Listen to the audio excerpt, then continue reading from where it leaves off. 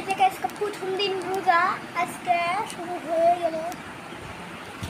আরেকটা কথা, আমি এখন ইফতারি যখন খাবো তখন আপনারা আমাদের ভিডিওতে সাবস্ক্রাইব করে দিবেন এবং ইউটিউবে দিছে একটা আছে চিহ্ন, ওই চিহ্নটি টিপ দিবেন। আমি মানে পে বাটন পাইলে আমি সবাইকে দেখাবো।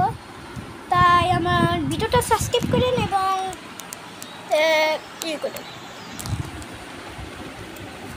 তাই আগে অনেকদিন পর আমি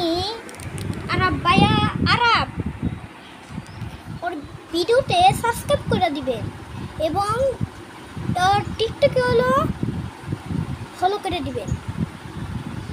তাই প্রথম দিন রোজা, আমি হলো রোজা রাখছি, তাই আমি এখন ইফতারি খাওয়া শুরু করবো। একটু চেক করলাম। তাই টাটা, আজকের মতন একটুকুই ভিডিও।